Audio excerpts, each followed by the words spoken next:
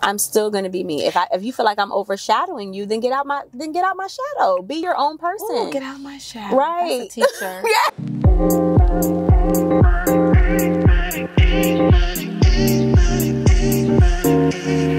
Today's guest on Ride Along Conversation is Brittney Callier, who is our kitchen therapist. It's amazing how good eats and great spices can evoke a great conversation. So I want you to come on and take a ride with me. My name is Brittney Callier. I'm a multifaceted woman, but today I'm kid-free and I'm riding with Natasha Barnes Owens. Hey girl! Hey!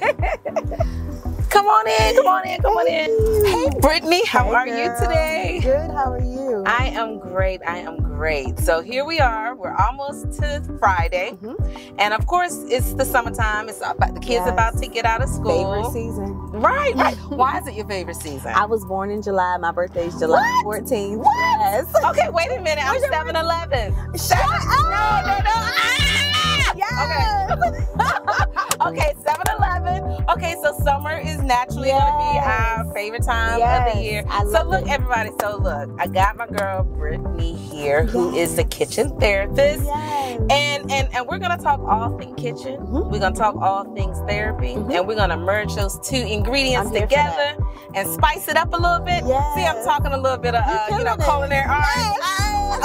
Okay, so y'all, I'm super stoked, okay? I'm super excited because we have Brittney. Like I said, we have Brittney here. So tell me, we want to get to know a little bit about you. We're going to do a quick speed dating type situation. Okay, I'm here for that. Okay, you here for it? I'm here for it. All right. So, what's your favorite color? My favorite color right now is yellow. Okay, so you have seasons of favorite colors? Yes. Okay, and why yellow? Not because the books told you. Right, okay. Right. I don't know. So all of a sudden, yellow became my brand color. And it's what I feel like yellow called me. Well, first of all, you are like full of sunshine. Thank you. I mean, I'm just saying. You know, with just meeting, your vibe is just so magnetic and so energetic. So you're good. So yellow is great. Thank you. All right. So breakfast, lunch, or dinner? Brunch. Brunch, my honey. Was that what the choice is? I know. I'm sorry, but that's okay. So brunch, you said brunch. Why brunch? Because brunch, I could sleep in, which sleeping in for me is like 7 o'clock. What? I know. Girl, it's crazy. Wait a minute. I okay. know. You said sleeping in 7. What time do you get up? Like 5:30. Why 5:30? So 5:30, my house is still quiet. I can get up. My house is quiet. I can have my quiet time with God. Don't nobody interrupt me. I can just get myself together to be a mom and a wife. Wow. So listen, here's the thing. I interviewed this young lady. Her name is Egypt. Maybe like a year ago. And we talked about, she said it took her a whole year to get her mind right. Listen. To get up early in the morning so that she could meditate, spend time with herself, spend time with God, and get herself together, and to diet and to work out. She said it took her a whole year to get her mind right. That's it. To say, I'm going to get up at 5 o'clock, 6 o'clock, whatever. And then she said, and it was only at that moment that things began to fall into place as far as her weight loss journey, her mindset. Everything. I'm telling you everything. Because when you get up at 5:30 in the morning, you can't go to sleep late.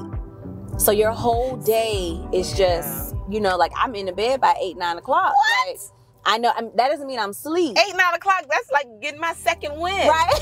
No. That's like my second win, girl. Crazy. It is crazy, but yeah. Okay, so you get up at 5 o'clock in the morning so that you can meditate. And you said I brunch? can get myself. Brunch is everything for me because brunch, you can go to brunch around like 11 or 12, have a couple of drinks, be back home by like 2, take a nap, and then be back up at like 5 on the weekend. Now, I don't go to bed early on the weekend. Okay. When I'm actually off from catering, I can just go to brunch, have me like 2 or 3 mimosas. That's right. Come back home, go to sleep, get back up at like 5 or 6, and still be ready to cook dinner. Okay, So you do a nap. So that's do a nap. Wait. So you remember when we was in college? When I was in college, went to North State. Yay, North State. So when I was in college, what we used to do is, you know, we would go to school, you know, go to our classes, all that. And so when Thursday, Friday rolled around, we were like, okay, we going to the club, and then we're like, okay, let's pull out everything that we're gonna wear, and then let's take a nap. But we didn't head out into the streets until like 11 o'clock at night. You know what I mean? Yeah. So you're saying we got to reverse that now that when we get a little older? When you get a little bit older, you got to... See, I'm a day party type of girl. Ooh, a nice I don't do no real party. late night stuff because, you know, the world is getting crazier. Yes. So, number one, the world is getting crazy. I don't want to be out late at night. Right. Like, I really don't. No, unless I'm like out of town. If I'm out of town, okay, I'm living my best life. Right. But when I'm home, nah, I'm a day party type of girl. Day party me, brunch me.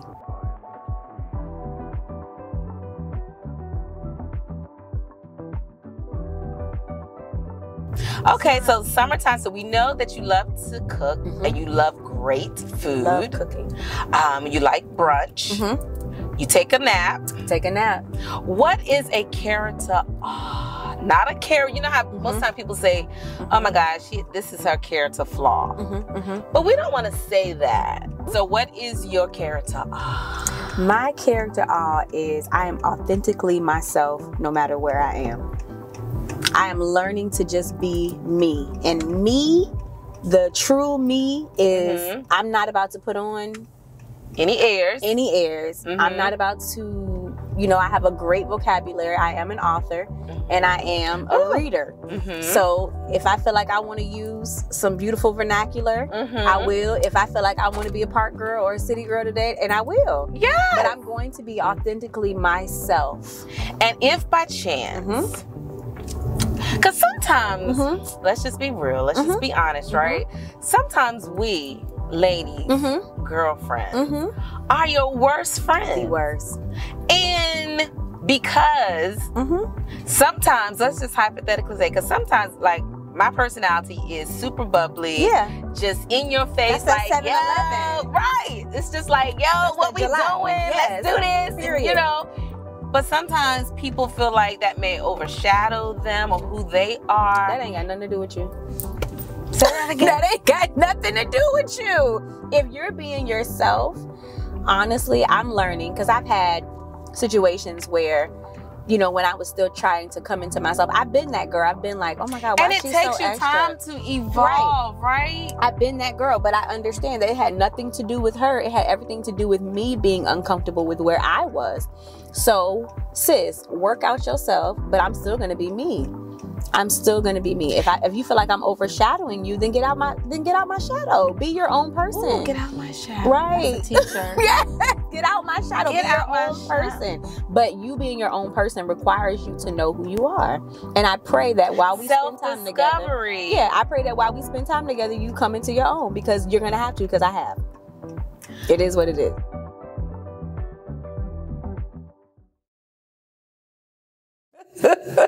Okay, kitchen therapist. How was this birthed? Kitchen therapy was birthed one of these years when I was a single parent. Did you say one of these years? All right. Start running together, child. One of these years I was a single parent and a burned out Child Protective Services investigator / social worker. Wow. Yeah. That's a mouthful. Yep. Okay. I picked my son up from aftercare and I was like, guys, y'all want Taco Bell? He was like, no, mommy. How about we have tacos at home? How about we make tacos? And I'm like, so I was like, you know what? I'm gonna make tacos. So there's a Taco Bell by my house and there's a Food Lion. Okay. I made a decision. I went to Food Lion, got the stuff for tacos. And when I got to that kitchen, I was like, y'all go do something. I'm a cook. And I almost broke down. And I'm like praying because I was just tired. Yeah. I think until you've been a single parent, you don't understand the level of fatigue. And as a woman and a mom or anything, any role, I feel like as a woman, we have multiple tabs open, just like on a computer. You know, all the tabs? The moment we wake up. Matter of fact, when we're asleep. When we're asleep. Wait a minute, we get so much done when we're asleep. Like, we've already planned out the next day and who's going to pick up who, and then that person's going to pick up that person, then I'm going to take all this out in the morning, and then when I wake up. That's it. And that's all day. That is all day. So while I'm at a home visit, yes, I'm listening to you and I'm taking notes on how you almost strangled your child. But then I'm thinking about like, ooh, did my child clean his room? Right. I got to pick him up from aftercare. Got to take my daughter to physical therapy. I need to go get Taco Bell. We're going to do Taco Bell. And then so when he said, let's make tacos, I'm like, no. Right. I already planned this out. Are you going to clean the kitchen? Right. No. Okay. So yeah, I said, okay, I'm going to make these tacos. So I was making the tacos. Okay. And I was honestly like just crying. Like, Lord, help me. Because food is my son's love language. Yeah. If I go out and get him something, I come home, it's the best thing in the world to him. Yeah. Or if I make something for him that he's been wanting, it's the best thing in the world for him. And honestly, I don't want to say pleasing my kids, but being the best mom to my kids, whether that be discipline in a loving way. Pleasing your kids is not a bad thing. You know, I don't think it's a bad thing. Yes. It's when it's in overabundance and they don't understand and appreciate what you do. So you can be this super mom, and be super loving. It's just like, you don't have to be a troll all the time. Right. I don't know where people get that from. Right. Our parents. But no, just kidding. My mom was not a troll. Okay. But yeah, trying to be everything to my kids as a mom is everything to me. So I knew that prayer that day in that kitchen, it was, Lord, help me to serve my kids and decompress from my day. And that's where kitchen therapy was birthed. He told me to set my atmosphere, and setting my atmosphere for me looked like, okay, I'm planning my meals in my sleep. Yes. And on the way home, I'm picking up what I need, or sometimes I would grocery shop for the whole week. A bottle of wine or two was definitely in that bag. Okay. Bottle of wine. Or two. Be like, or two. I got to get through the whole week. Right. The whole week. Yes. So kitchen therapy is everything of coming into my kitchen, getting my playlist right, pouring myself a glass of wine. The playlist is important. The playlist is everything. You got to have all the ingredients. It's everything. All of them. And some days that playlist looks very trappy. Yes. Very trappy. Some days it looks very gospel-y. So if it's trappy, then later on, somebody's going to get it. Who's going to get it? He like, well, wait a minute. Before I met my husband, what happened? Got it. See? A few people got it. Don't get it now. Come get it. Now I got to bounce on this. Okay, after these kids go to sleep, I'll make a phone call. But see? So yeah. It's all the conversation that we're having right now. This is what I'm saying. This is what women do. Yes. So I would set my atmosphere, and the crazy thing happened with kitchen therapy. I'm cooking, and in that time period, I was bouncing back from a divorce and several late night phone calls after listening to trap music and bouncing on things. The crazy thing happened of me healing while I was cooking.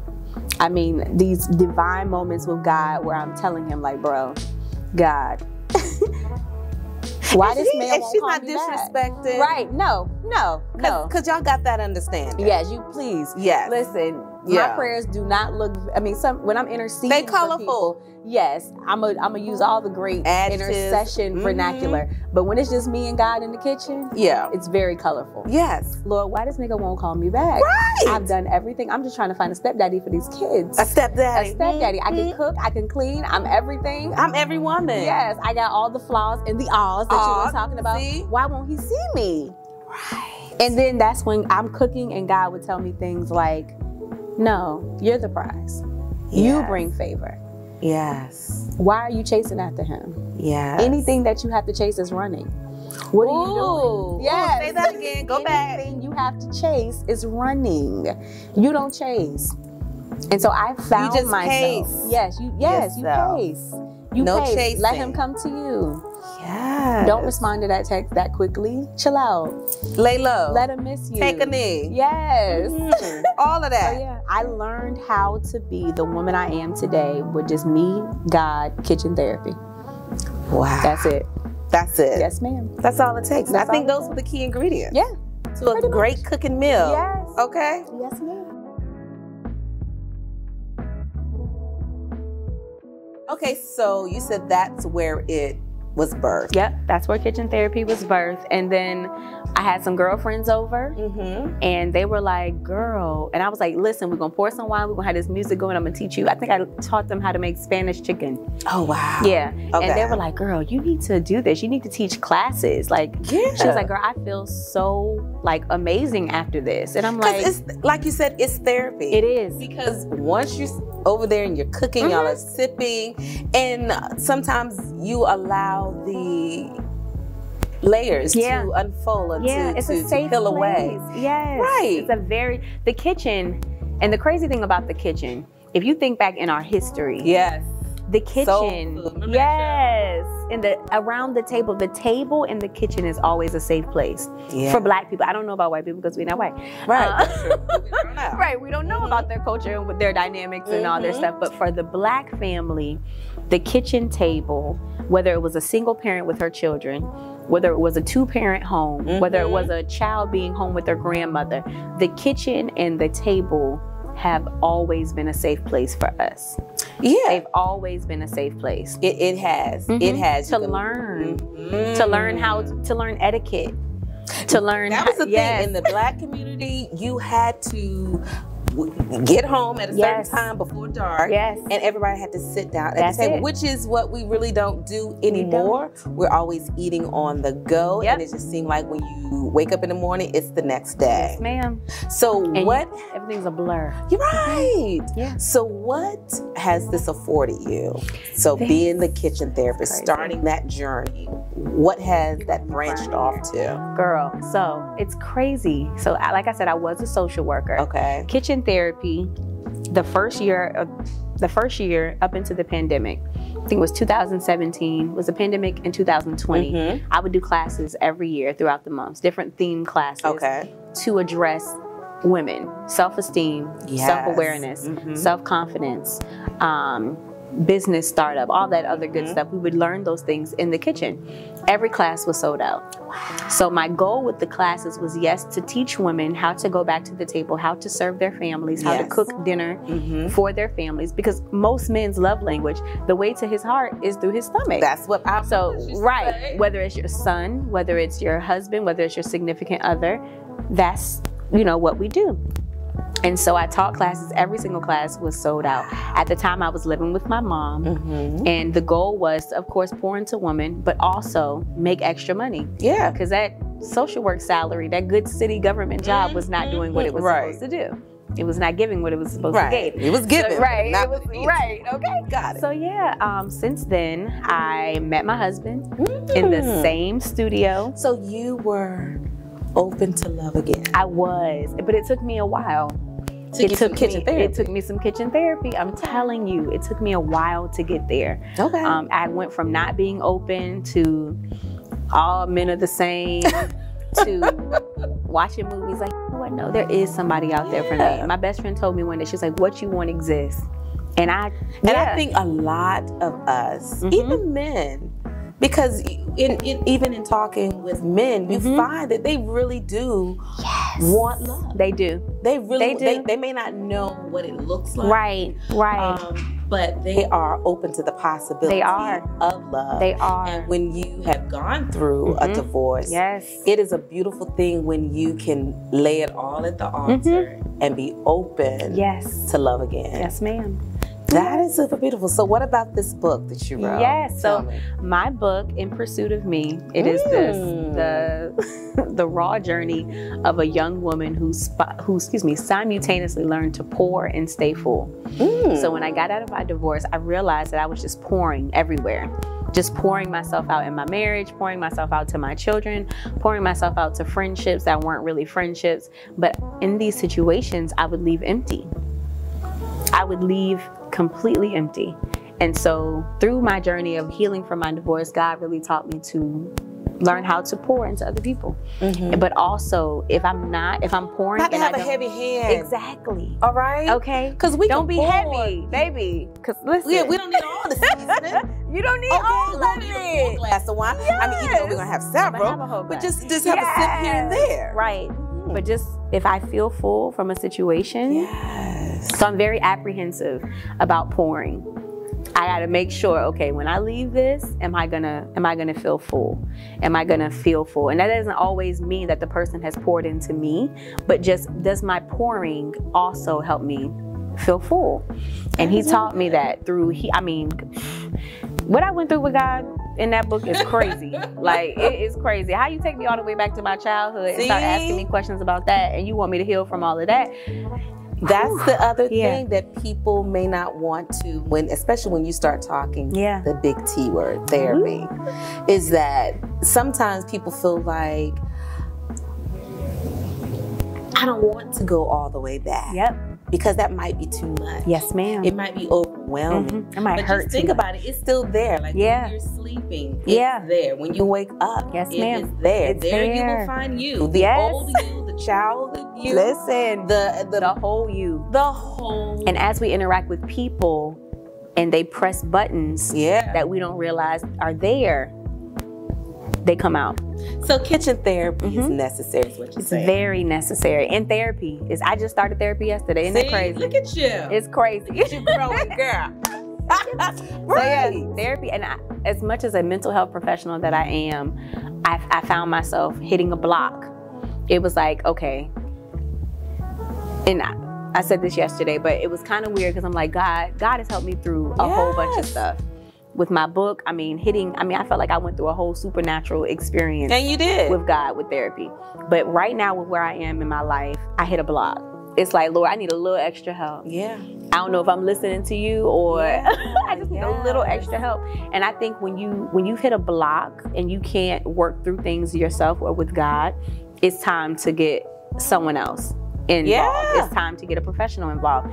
And I don't think there's anything wrong with that. I really don't. I think just like you take care of yourself, just like you go get your nails done, that's your feet it. done, your you need a eyebrows feeling. done. Your mind needs a feeling. Your mind needs a feeling. Your mind needs a touch up. So like we're saying, kitchen therapy is another form of therapy wherein you can fill your cup over and over again. Over and over. Spice of life. Yes. Thank you again. No problem. For sharing yourself and your story with us. This has been a blessing for me. Yes, I feel full. I was like, oh, I'm so scared, but no, I feel full. I am too. Thank you. Thanks for watching today's episode with Brittney Callier. As you can tell, we had like an amazing time. We were just like two girlfriends chatting it up. So make sure you watch all of the episodes and I'll see you next time. Thanks for watching another episode of Ride Along Conversations. For more of these types of episodes, you can click here or here. And don't forget to subscribe. Thanks again. Come on and take a ride.